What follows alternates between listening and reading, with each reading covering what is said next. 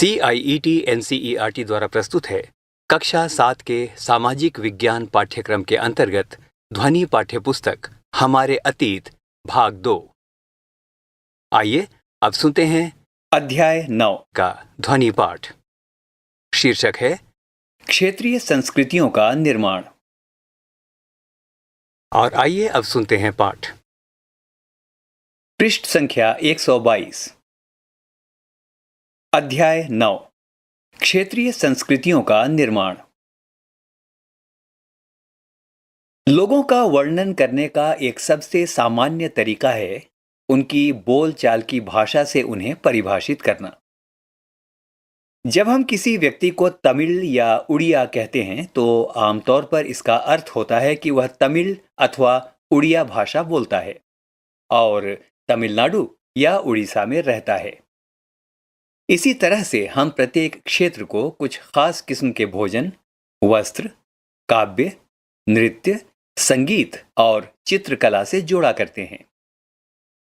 कभी कभी हम इन अस्मिताओं को मानकर चलते हैं और सोचते हैं कि ये युग युगांतरों से अस्तित्व में हैं। किंतु भिन्न भिन्न क्षेत्रों के बीच विभाजक सीमाओं के बनने में समय की भूमिका रही है। जिन्हें हम आज क्षेत्रीय संस्कृतियां समझते हैं वे समय के साथ साथ बदली हैं और सच तो यह है कि आज भी बदल रही हैं। ये क्षेत्रीय संस्कृतियां जटिल प्रक्रिया से विकसित हुई हैं। इस प्रक्रिया के तहत स्थानीय परंपराओं और उपमहाद्वीप के अन्य भागों के विचारों के आदान प्रदान ने एक दूसरे को संपन्न बनाया है।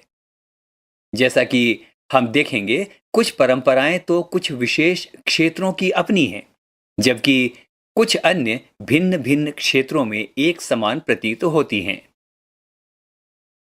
परंतु इसके अतिरिक्त कुछ अन्य परंपराएं एक खास इलाके के पुराने रीति रिवाजों से तो निकली हैं, परंतु अन्य क्षेत्रों में जाकर उन्होंने एक नया रूप ले लिया है। चेर और मलयालम भाषा का विकास। आइए भाषा और क्षेत्र के बीच अंतः संबंध के एक उदाहरण से अपना विश्लेषण आरंभ करें। महोदयपुरम का चेर राज्य प्रायद्वीप के दक्षिणी पश्चिमी भाग में, जो आज के केरल राज्य का एक हिस्सा है, 9वीं शताब्दी में स्थापित किया गया। संभवतः मलयालम भाषा इस इलाके में बोली जाती थी। शासकों ने मलयालम भाषा एवं लिपि का प्रयोग अपने अभिलेखों में किया।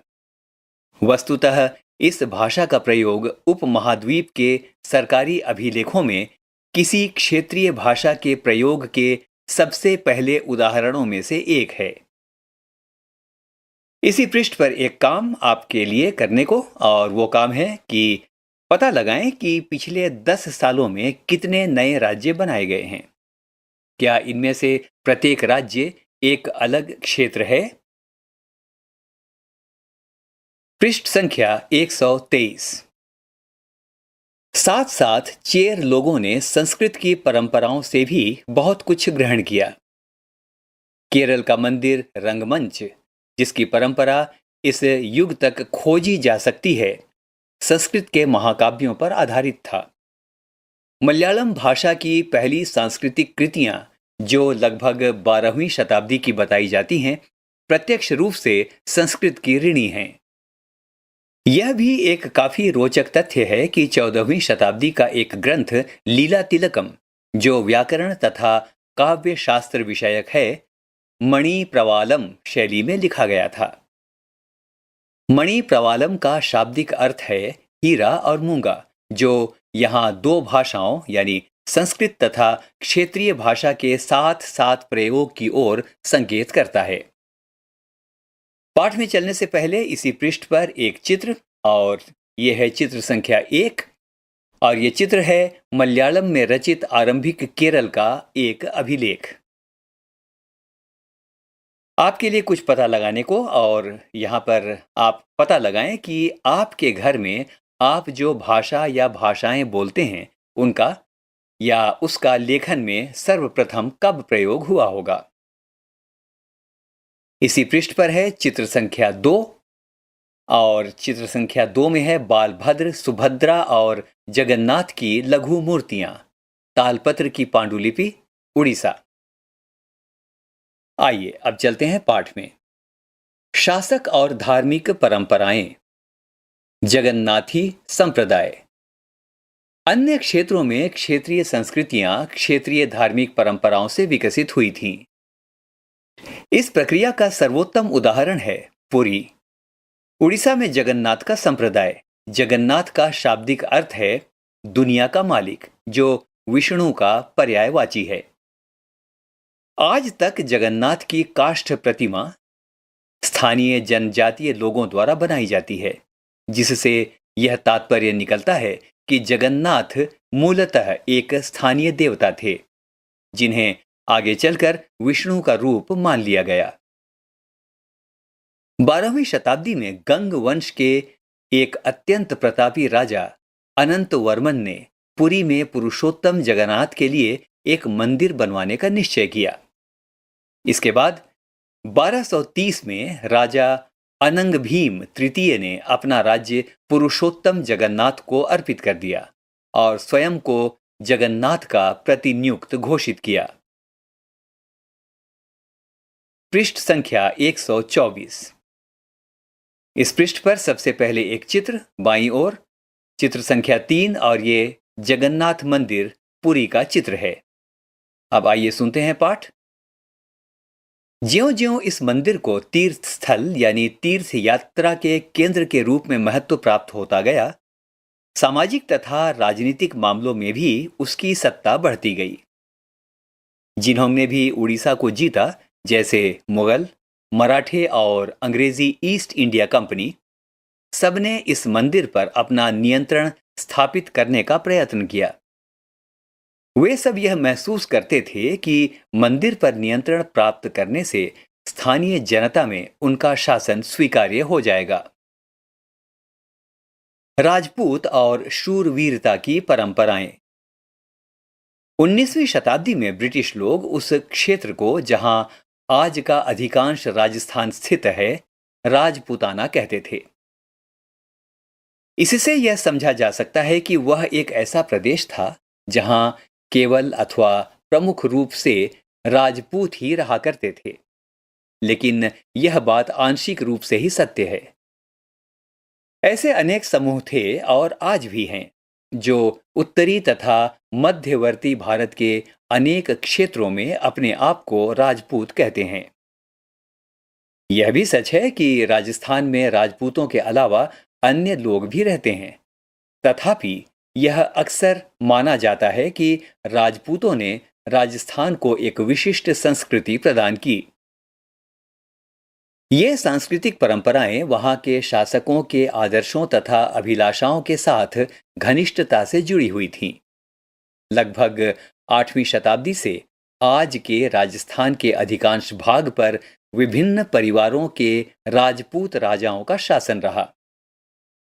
पृथ्वीराज, जिसके बारे में अध्याय 2 में आपने पढ़ा है, एक ऐसा ही शूरवीर शासक था।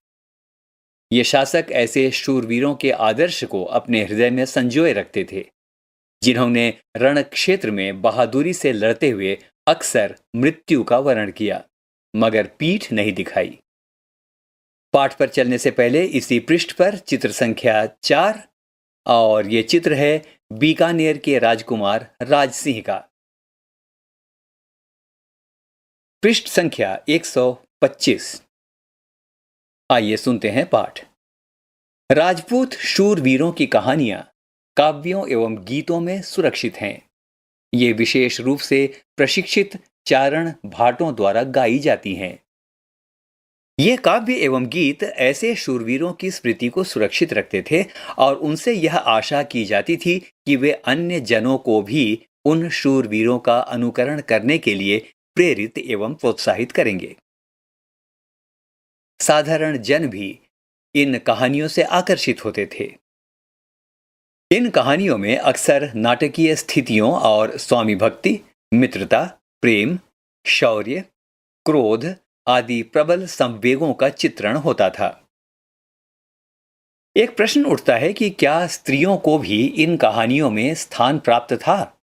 तो उत्तर है जी हां। कभी कभी वे झगड़े के कारण के रूप में विद्यमान हैं, जब पुरुष स्त्रियों को जीतने के लिए अथवा उनकी रक्षा के लिए आपस में लड़ते थे। कहीं कहीं यह भी चित्रित किया गया है कि स्त्रियां अपने शूरवीर पतियों का जीवन मरण दोनों में अनुसरण करती थीं। इसी पृष्ठ पर मानचित्र 1 और इस मानचित्र में वो क्षेत्र दिखाए गए हैं जिनकी चर्चा इस अध्याय में की गई है। पृष्ठ संख्या 126। सती प्रथा यानी विधवाओं द्वारा अपने मृतक पतियों की चिता पर जिंदा जल जाने की प्रथा का भी कुछ कहानियों में उल्लेख पाया जाता है। इस प्रकार जो लोग शूरवीरता के आदर्शों का पालन करते थे, उन्हें अक्सर इस आदर्श के लिए अपने जीवन का बलिदान करना होता था।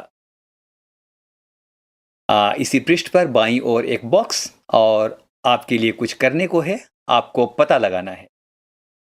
तो पता लगाएं कि क्या आपके नगर या गांव में शूरवीरों या वीरांगनाओं की परंपरा रही है।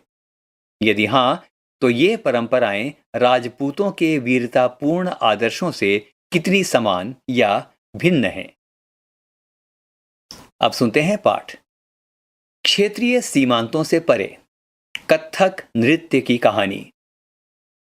यदि शूरवीरता की परंपराएं भिन्न भिन्न क्षेत्रों में भिन्न भिन्न रूपों में मिल सकती हैं, तो नृत्य के विषय में भी यही सच है। आइए नृत्य के एक रूप यानी कथक के इतिहास को देखें। यह नृत्य शैली उत्तर भारत के अनेक भागों से जुड़ी है। कथक शब्द कथा शब्द से निकला है, जिसका प्रयोग संस्कृत तथा अन्य भाषाओं में कहानी के लिए किया जाता है। कथक मूल रूप से उत्तर भारत के मंदिरों में कथा कहानी सुनाने वालों की एक जाति थी। ये कथाकार अपने हाव भाव तथा संगीत से अपने कथावाचन को अलंकृत किया करते थे। 15वीं तथा 16वीं शताब्दियों में भक्ति आंदोलन के प्रसार के साथ कथक एक विशिष्ट नृत्य शैली का रूप धारण करने लगा। राधा कृष्ण के पौराणिक आख्यान यानी कहानियां लोक नाट्य के रूप में प्रस्तुत किए जाते थे, जिन्हें रासलीला कहा जाता था। रासलीला में लोक नृत्य के साथ कथक कलाकार के मूल हाव भाव भी जुड़े होते थे। मुगल बादशाहों और उनके अभिजातों के शासनकाल में कथक नृत्य राज दरबार में प्रस्तुत किया जाता था, जहां इस नृत्य ने अपने वर्तमान अभिलक्षण अर्जित किए और वह एक विशिष्ट नृत्य शैली के रूप में विकसित हो गया। आगे चलकर यह दो परंपराओं अर्थात घरानों में फूला फला। राजस्थान यानी जयपुर के राज दरबारों और लखनऊ में। अवध के अंतिम नवाब वाजिद अली शाह के संरक्षण में यह एक प्रमुख कला के रूप में उभरा।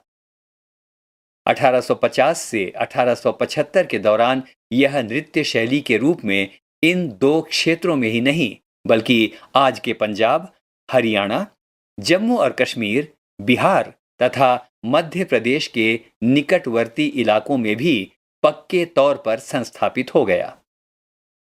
इसी पृष्ठ पर एक चित्र और यह है चित्र संख्या 5। इसका शीर्षक है नृत्य की कक्षा, लक्ष्मण मंदिर, खजुराहो। पृष्ठ संख्या 127। इसकी प्रस्तुति में क्लिष्ट तथा द्रुत पद संचालन, उत्तम वेशभूषा तथा कहानियों के प्रस्तुतिकरण एवं अभिनय पर जोर दिया जाने लगा। अनेक अन्य सांस्कृतिक गतिविधियों की तरह कथक को भी 19वीं तथा 20वीं शताब्दियों में अधिकांश ब्रिटिश प्रशासकों ने नापसंद किया। फिर भी यह जीवित बचा रहा और गणिकाओं द्वारा पेश किया जाता रहा। स्वतंत्रता प्राप्ति के बाद तो देश में इसे 6 शास्त्रीय नृत्य रूपों में मान्यता मिल गई। और अब एक बॉक्स और बॉक्स का शीर्षक है शास्त्रीय नृत्य। इसमें एक चित्र दिया गया है। यह है चित्र संख्या 6, जिसमें कथक नृत्यांगनाओं को दिखाया गया है जो एक दरबार में नृत्य कर रही हैं। अब आइए सुनते हैं बॉक्स में वर्णित वृतांत। शीर्षक है शास्त्रीय नृत्य। किस कला रूप को शास्त्रीय माना जाए? इस प्रश्न का उत्तर देना अक्सर बहुत कठिन होता है। क्या हम उस रूप या शैली को शास्त्रीय कहते हैं जिसका विषय धार्मिक हो, अथवा क्या हम उसे शास्त्रीय इसीलिए मानते हैं क्योंकि उसके लिए अत्यधिक कौशल की आवश्यकता होती है जो कई वर्षों के लंबे प्रशिक्षण से ही प्राप्त होता है? अथवा यह शास्त्रीय इसलिए है क्योंकि यह निर्धारित नियमों के अनुसार ही प्रदर्शित या प्रस्तुत किया जाता है और उसमें विभिन्नताओं को प्रोत्साहन नहीं दिया जाता है? ये ऐसे प्रश्न हैं जिन पर हमें विचार करने की आवश्यकता है। यह भी स्मरणीय है कि बहुत से ऐसे नृत्य रूपों में जिन्हें लोक नृत्य की श्रेणी में रखा गया है, वे विशिष्टताएं पाई जाती हैं जिन्हें शास्त्रीय रूपों का विशिष्ट लक्षण बताया जाता है। यद्यपि शास्त्रीय विशेषण का प्रयोग उन कला रूपों की श्रेष्ठता का सूचक हो सकता है, फिर भी यह हमेशा शब्दशः सही नहीं होता है। अन्य नृत्य रूप जिन्हें इस समय शास्त्रीय माना जाता है इस प्रकार से हैं। भरतनाट्यम, ये तमिलनाडु का है। कथाकली, ये केरल का नृत्य है। ओडिसी, जो उड़ीसा का नृत्य है। कुचिपुड़ी, ये आंध्र प्रदेश का नृत्य है। और मणिपुरी, जो मणिपुर का नृत्य है। एक प्रश्न आपके लिए इस बॉक्स के अंत में, और वो प्रश्न है, इनमें से किसी एक नृत्य रूप के बारे में अधिक जानकारी प्राप्त करें। पृष्ठ संख्या 128। पाठ में चलते हैं। संरक्षकों के लिए चित्रकला, लघु चित्रों की परंपरा। एक अन्य परंपरा जो कई रीतियों से विकसित हुई वह थी लघु चित्रों की परंपरा। लघु चित्र, जैसा कि उनके नाम से पता चलता है, छोटे आकार के चित्र होते हैं जिन्हें आमतौर पर जल रंगों से कपड़े या कागज पर चित्रित किया जाता है। प्राचीनतम लघु चित्र तालपत्रों अथवा लकड़ी की तख्तियों पर चित्रित किए गए थे। इनमें से सर्वाधिक सुंदर चित्र जो पश्चिम भारत में पाए गए जैन ग्रंथों को सचित्र बनाने के लिए प्रयोग किए गए थे। मुगल बादशाह अकबर, जहांगीर और शाहजहां ने अत्यंत कुशल चित्रकारों को संरक्षण प्रदान किया था जो प्राथमिक रूप से इतिहास और काव्यों की पांडुलिपियों को चित्रित करते थे। ये पांडुलिपियां आमतौर पर चटक रंगों में चित्रित की जाती थीं और उनमें दरबार के दृश्य, लड़ाई तथा शिकार के दृश्य और सामाजिक जीवन के अन्य पहलू चित्रित किए जाते थे। अक्सर उपहार के तौर पर भी इन चित्रों का आदान प्रदान किया जाता था और ये कुछ गिने चुने लोगों यानी बादशाह और उसके घनिष्ठ जनों द्वारा ही देखे जा सकते थे। पाठ में चलने से पहले इसी पृष्ठ पर एक चित्र, और यह है चित्र संख्या 7। इस लघु चित्र में दिखाया गया है शिकार के दौरान आराम करते हुए अकबर। ये मुगल लघु चित्र है।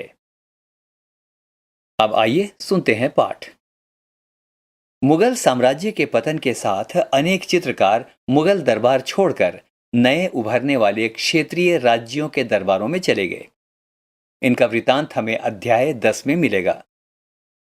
परिणाम स्वरूप मुगलों की कलात्मक रुचियों ने दक्षिण के क्षेत्रीय दरबारों और राजस्थान के राजपूती राज दरबारों को प्रभावित किया, लेकिन इसके साथ ही उन्होंने अपनी विशिष्ट विशेषताओं को सुरक्षित रखा और उनका विकास भी किया। मुगल उदाहरणों का अनुसरण करते हुए शासकों तथा उनके दरबारों के चित्र चित्रित किए जाने लगे। इनके साथ साथ मेवाड़, जोधपुर, बूंदी, कोटा और किशनगढ़ जैसे केंद्रों में पौराणिक कथाओं तथा काव्यों के विषयों का चित्रण बराबर जारी रहा। एक ऐसा ही क्षेत्र था आधुनिक हिमाचल प्रदेश के इर्द गिर्द हिमालय की तलहटी का इलाका। पृष्ठ संख्या 129। इस पृष्ठ पर एक चित्र है, यह है चित्र संख्या 8। यहां पर इसका वर्णन है होली खेलते हुए महाराणा राम सिंह द्वितीय राजपूत लघु चित्र, कोटा, राजस्थान। बल्कि पाठ में चलने से पहले इसी पृष्ठ पर एक और चित्र है, यह है चित्र संख्या 9 और यह चित्र है कृष्ण, राधा और उसकी सखियां। ये कांगड़ा का पहाड़ी लघु चित्र है। और अब सुनते हैं पाठ। 17वीं शताब्दी के बाद वाले वर्षों में इस क्षेत्र में लघु चित्रकला की एक साहसपूर्ण एवं भावप्रवण शैली का विकास हो गया, जिसे बसोहिली शैली कहा जाता है। यहां जो सबसे लोकप्रिय पुस्तक चित्रित की गई थी वह थी भानुदत्त की रसमंजरी। 1737 में नादिर शाह के आक्रमण और दिल्ली विजय के परिणाम स्वरूप मुगल कलाकार मैदानी इलाकों की अनिश्चितताओं से बचने के लिए पहाड़ी क्षेत्रों की ओर पलायन कर गए। पृष्ठ संख्या 130। उन्हें वहां जाते ही आश्रयदाता तैयार मिले, जिसके फलस्वरूप चित्रकारी की कांगड़ा शैली विकसित हुई। 18वीं शताब्दी के मध्य भाग तक कांगड़ा के कलाकारों ने एक नई शैली विकसित कर ली, जिसने लघु चित्रकारी में एक नई जान डाल दी। उनकी प्रेरणा का स्रोत वहां की वैष्णव परंपराएं थीं। ठंडे नीले और हरे रंगों सहित कोमल रंगों का प्रयोग और विषयों का काव्यात्मक निरूपण कांगड़ा शैली की विशेषता थी। स्मरण रहे कि साधारण स्त्री पुरुष भी बर्तनों, दीवारों, कपड़ों, फर्श आदि पर अपनी कलाकृतियां चित्रित करते थे। कला के इन नमूनों में से कुछ ही बच पाते थे। इसके विपरीत लघु चित्र राजमहलों में सावधानी पूर्वक रखे जाते थे, जिससे वे सदियों तक सुरक्षित रहें। बंगाल, नजदीक से एक नजर। एक क्षेत्रीय भाषा का विकास। जैसा कि हमने प्रारंभ में देखा था, हम अक्सर क्षेत्रों के नाम वहां के निवासियों द्वारा बोली जाने वाली भाषा के अनुसार निर्धारित करते हैं। इसलिए हम यह मान लेते हैं कि बंगाल में लोग हमेशा बंगाली या बांग्ला ही बोलते थे। किंतु यह एक दिलचस्प बात है कि आज बंगाली संस्कृत से निकली हुई भाषा मानी जाती है। प्रारंभिक यानी ईसा पूर्व प्रथम सहस्राब्दी के मध्य भाग के संस्कृत ग्रंथों के अध्ययन से यह पता चलता है कि बंगाल के लोग संस्कृत से उपजी हुई भाषाएं नहीं बोलते थे। तो फिर नई भाषा का उद्भव कैसे हुआ? अगले पृष्ठ पर जाने से पहले इसी पृष्ठ पर एक चित्र, और यह है चित्र संख्या 10, और यह है सबसे पहली बंगाली रामायण के तालपत्र की पांडुलिपि के एक पृष्ठ का चित्र। पृष्ठ संख्या 131। ईसा पूर्व चौथी तीसरी शताब्दी से बंगाल और मगध यानी दक्षिण बिहार के बीच वाणिज्यिक संबंध स्थापित होने लगे थे, जिसके कारण संभवतः संस्कृत का प्रभाव बढ़ता गया होगा। चौथी शताब्दी के दौरान गुप्त वंशीय शासकों ने उत्तरी बंगाल पर अपना राजनीतिक नियंत्रण स्थापित कर लिया और वहां ब्राह्मणों को बसाना शुरू कर दिया। इस प्रकार गंगा की मध्य घाटी के भाषाई तथा सांस्कृतिक प्रभाव अधिक प्रबल हो गए और 7वीं शताब्दी में चीनी यात्री ह्यून सांग ने यह पाया कि बंगाल में सर्वत्र संस्कृत से संबंधित भाषाओं का प्रयोग हो रहा था। 8वीं शताब्दी से पाल शासकों के अंतर्गत एक क्षेत्रीय राज्य का उद्भव हो गया, जिसका वर्णन अध्याय 2 में आपने पढ़ा है। 14वीं से 16वीं शताब्दियों के बीच बंगाल पर सुल्तानों का शासन रहा, जो दिल्ली में स्थित शासकों से स्वतंत्र थे। अध्याय 3 में इसकी चर्चा हो चुकी है। 1586 में जब अकबर ने इस प्रदेश यानी बंगाल को जीत लिया तो उसे सूबा माना जाने लगा। उस समय प्रशासन की भाषा तो फारसी थी, लेकिन बंगाली या बांग्ला एक क्षेत्रीय भाषा के रूप में विकसित हो रही थी। वस्तुतः 15वीं शताब्दी तक आते आते उपभाषाओं तथा बोलियों का बंगाली समूह एक सामान्य साहित्यिक भाषा के द्वारा एकबद्ध हो गया।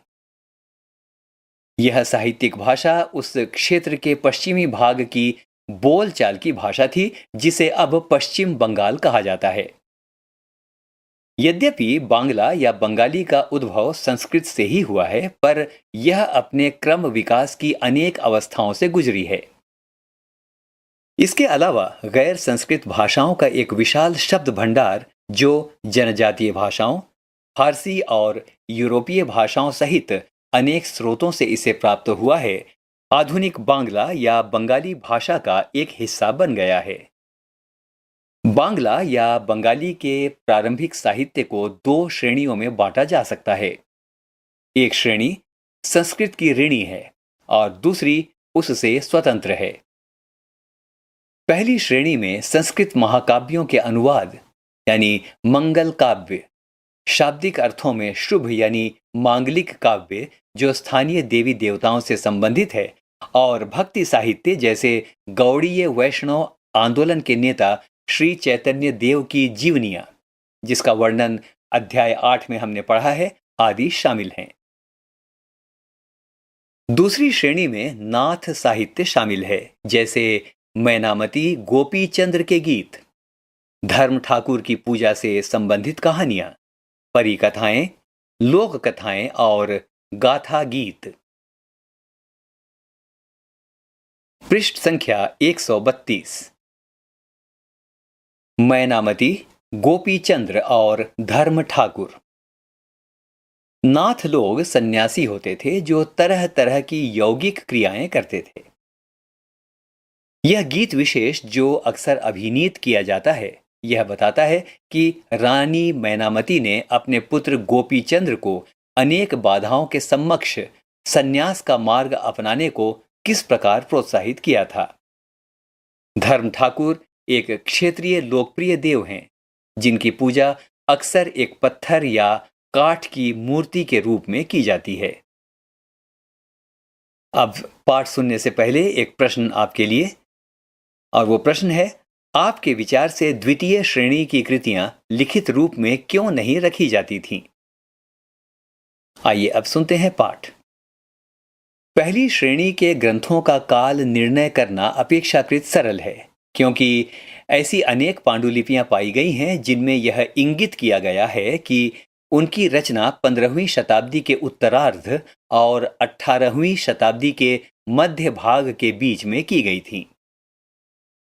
दूसरी श्रेणी की कृतियां मौखिक रूप से कहीं सुनी जाती थीं, इसलिए उनका काल निर्णय सही नहीं किया जा सकता है।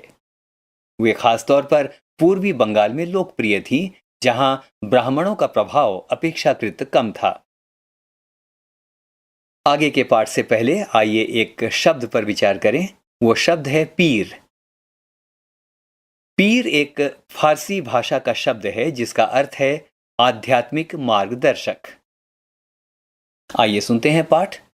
पीर और मंदिर। 16वीं शताब्दी से लोगों ने बड़ी संख्या में पश्चिम बंगाल के कम उपजाऊ क्षेत्रों को छोड़कर दक्षिण पूर्वी बंगाल के जंगली तथा दलदली इलाकों में प्रवास करना शुरू कर दिया था। ज्यों-ज्यों वे पूर्व की ओर बढ़ते गए, वे जंगलों को साफ करके भूमि में धान की खेती करने लगे। शनय-शनय स्थानीय मछुआ तथा स्थानांतरीय खेती करने वाले लोग, जो अक्सर जनजातीय थे, किसानों के नए समुदाय में मिल गए। इन्हीं दिनों बंगाल पर मुगलों का नियंत्रण स्थापित हो गया था, जिन्होंने पूर्वी डेल्टा प्रदेश के केंद्रीय भाग में स्थित ढाका नगर में अपनी राजधानी स्थापित की। अधिकारी और कर्मचारी लोग भूमि प्राप्त करके अक्सर उस पर मस्जिदें बना लेते थे, जो इन इलाकों के धार्मिक रूपांतरण के केंद्रों के रूप में काम आती थीं। प्रारंभ में बाहर से आकर यहां बसने वाले लोग इन अस्थिर परिस्थितियों में रहने के लिए कुछ व्यवस्था तथा आश्वासन चाहते थे। ये सुख सुविधाएं तथा आश्वासन उन्हें समुदाय के नेताओं ने प्रदान की। ये नेता शिक्षकों और निर्णायकों की भूमिकाएं भी अदा करते थे। कभी कभी ऐसा समझा जाता था कि इन नेताओं के पास अलौकिक शक्तियां हैं। स्नेह और आदर से लोग इन्हें पीर कहा करते थे। पृष्ठ संख्या 133। इस पृष्ठ में पाठ पर चलने से पहले आइए एक शब्द पर विचार करें जो यहां दाईं ओर दिया हुआ है। शब्द है जीववाद। इसका अर्थ है यह मानना कि पेड़ पौधों, जड़ वस्तुओं और प्राकृतिक घटनाओं में भी जीवात्मा है। पृष्ठ संख्या 133। पाठ में चलने से पहले आइए इस समय एक शब्द पर विचार करें। जो शब्द यहां दिया हुआ है, शब्द है जीववाद। जीववाद का अर्थ है यह मानना कि पेड़ पौधों, जड़ वस्तुओं और प्राकृतिक घटनाओं में भी जीवात्मा है। आइए अब चलते हैं पाठ की ओर। इस पीर श्रेणी में संत या सूफी और अन्य धार्मिक महानुभाव, साहसी उपनिवेशी, देवत्व प्राप्त सैनिक एवं योद्धा, विभिन्न हिंदू एवं बौद्ध देवी देवता और यहां तक कि जीवात्माएं भी शामिल थे। पीरों की पूजा पद्धतियां बहुत ही लोकप्रिय हो गईं और उनकी मज़ारें बंगाल में सर्वत्र पाई जाती हैं। बंगाल में 15वीं शताब्दी के बाद वाले वर्षों में मंदिर बनाने का दौर जोरों पर रहा, जो 19वीं शताब्दी में आकर समाप्त हो गया। हमने देखा है अध्याय 2 और 5 में कि मंदिर और अन्य धार्मिक भवन अक्सर उन व्यक्तियों या समूहों द्वारा बनाए जाते थे जो शक्तिशाली बन रहे थे। वे इनके माध्यम से अपनी शक्ति तथा भक्तिभाव का प्रदर्शन करना चाहते थे।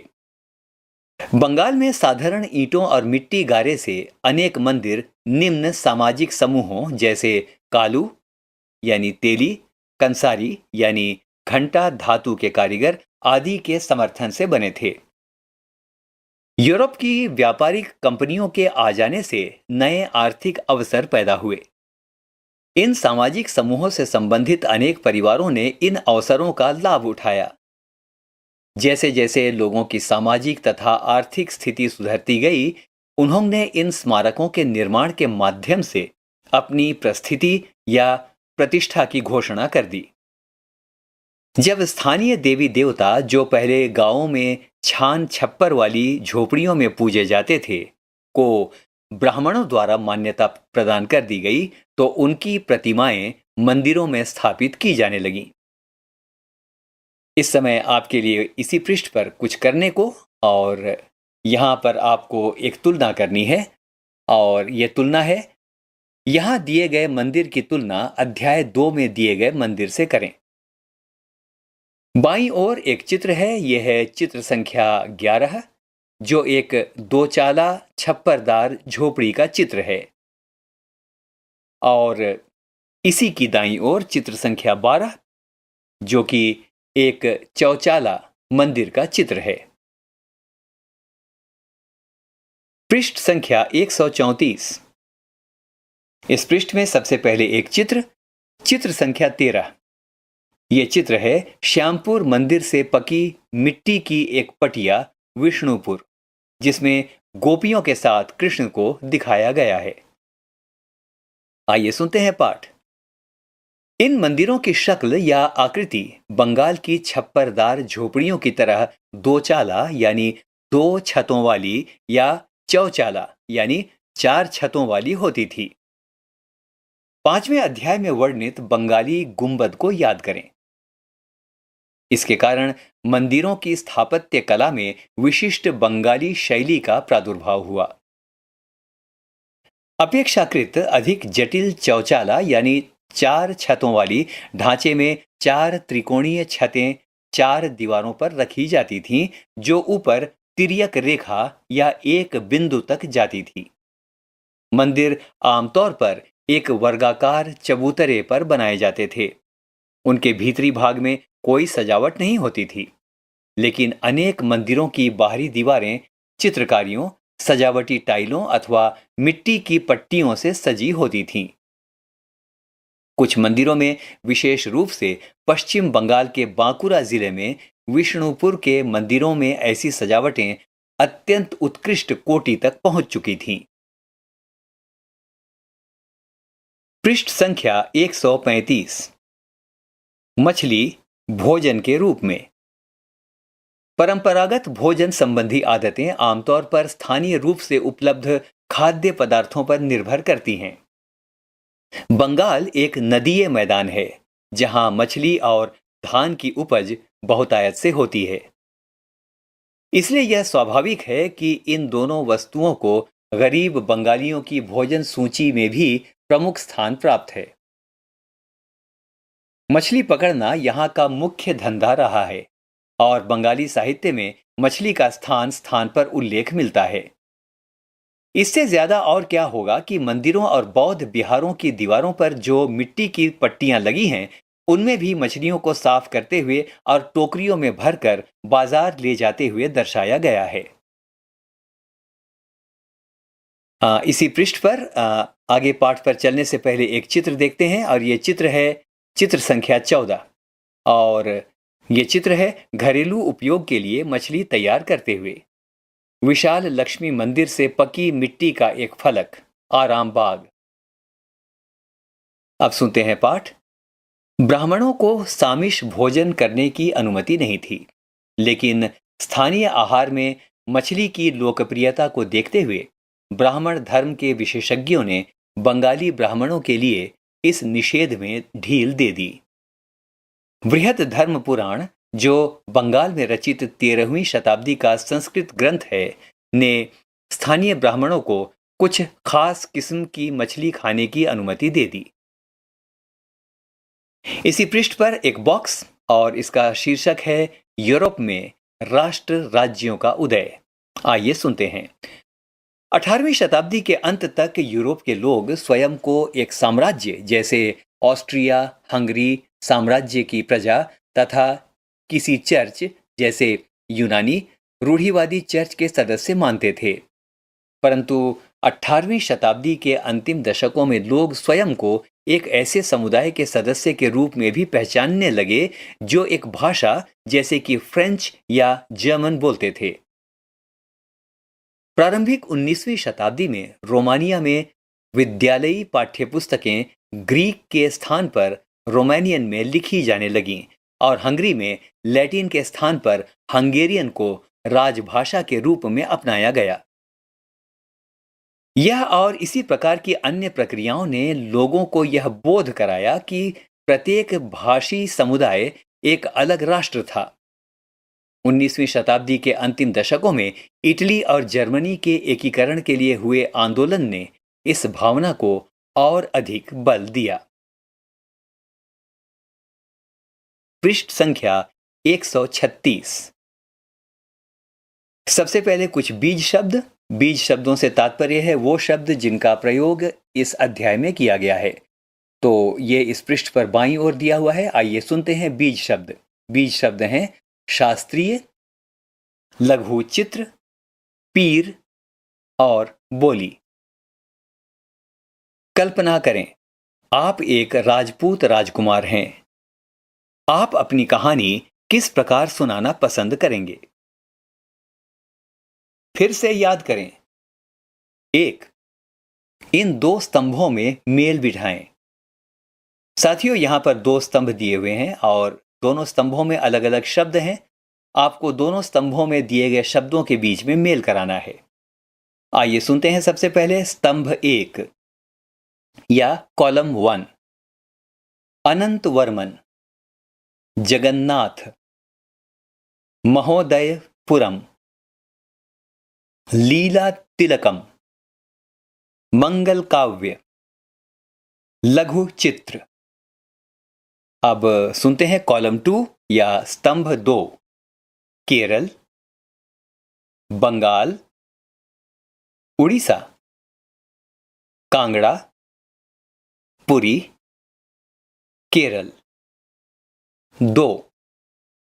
मणि प्रवालम क्या है? इस भाषा में लिखी पुस्तक का नाम बताएं। 3. कत्थक के प्रमुख संरक्षक कौन थे? 4. बंगाल के मंदिरों की स्थापत्य कला के महत्वपूर्ण लक्षण क्या हैं? पृष्ठ संख्या 137। आइए विचार करें। 5. चारण भाटों ने शूरवीरों की उपलब्धियों की उद्घोषणा क्यों की? 6. हम जन साधारण की तुलना में शासकों के सांस्कृतिक रीति रिवाजों के बारे में बहुत अधिक क्यों जानते हैं? 7. विजेताओं ने पुरी स्थित जगन्नाथ के मंदिर पर नियंत्रण प्राप्त करने के प्रयत्न क्यों किए? 8. बंगाल में मंदिर क्यों बनाए गए? आइए करके देखें। 9. भवनों, प्रदर्शन कलाओं, चित्रकला के विशेष संदर्भ में अपने क्षेत्र की संस्कृति के सर्वाधिक महत्वपूर्ण लक्षणों या विशेषताओं का वर्णन करें। 10. क्या आप क बोलने, ख पढ़ने, ग लिखने के लिए भिन्न भिन्न भाषाओं का प्रयोग करते हैं? इनमें से किसी एक भाषा की किसी प्रमुख रचना के बारे में पता लगाएं और चर्चा करें कि आप इसे रोचक क्यों पाते हैं। 11. उत्तरी, पश्चिमी, दक्षिणी, पूर्वी और मध्य भारत में से एक एक राज्य चुनें। इनमें से प्रत्येक के बारे में उन भोजनों की सूची बनाएं जो आमतौर पर सभी के द्वारा खाए जाते हैं। आप उनमें यदि कोई अंतर या समानताएं पाएं तो उन पर प्रकाश डालें। 12. इनमें से प्रत्येक क्षेत्र से 5-5 राज्यों की एक एक अन्य सूची बनाएं और यह बताएं कि प्रत्येक राज्य में महिलाओं तथा पुरुषों द्वारा आमतौर पर कौन से वस्त्र पहने जाते हैं। अपने निष्कर्षों पर चर्चा करें। यहां अध्याय 9 समाप्त हुआ।